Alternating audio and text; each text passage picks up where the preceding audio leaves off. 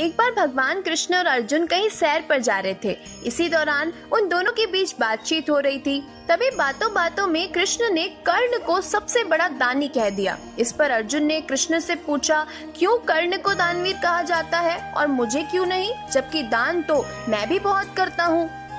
ये सुनकर भगवान कृष्ण को अर्जुन में अपने दानी होने का अहंकार दिखा। कृष्ण ने उनसे कहा कि तुम कल प्रातः मुझसे मिलना। जब अर्जुन उनसे दूसरे दिन मिले तो कृष्ण ने उन्हें 2 पर्वतों के समूह में सोने के भंडार को बताते हुए कहा कि उन्हें ये सारा सोना गांव वालों में बांटना है।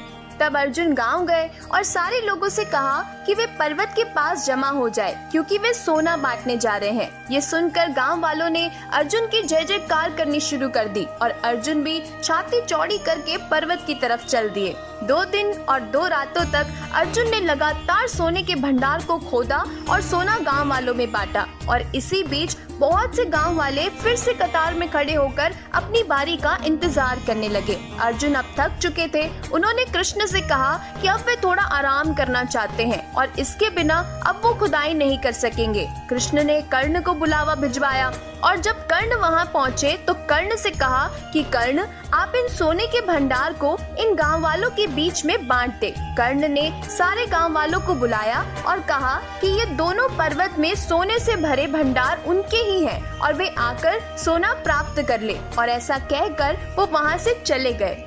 अर्जुन बहुत चंके होकर देखते रह गए और सोचने लगे कि ये ख्याल उनके दिमाग में क्यों नहीं आया। तब कृष्ण मुस्कुराए और अर्जुन से बोले कि तुम्हें सोने से मोह हो गया था। तुम गांव वालों को उतना ही सोना दे रहे थे जितना तुम्हें लगता था कि उन्हें जरूरत है। इसीलिए सोने को दान में कितना देना है इसका आकार तुम तय कर रहे थे। लेकिन कर्ण ने इस तरह से नहीं सोचा और दान देने के बाद कर्ण वहां से दूर चले गए। वे नहीं चाहते थे कि कोई उनकी प्रशंसा करे और ना ही उन्हें इस बात से कोई फर्क पड़ता था कि कोई उनके पीछे उनके बारे में क्या बोलता है।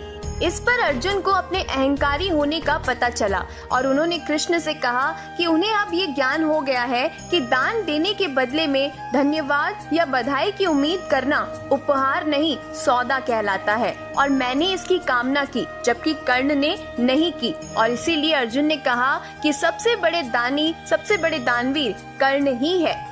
इसी तरह हम भी अक्सर जब भी किसी व्यक्ति को कुछ दान देकर घमंड करते हैं या अपनी प्रशंसा की आशा करते हैं तो ये हमारा दान नहीं, ये एक सौदा होता है जिसका कोई मोल नहीं होता।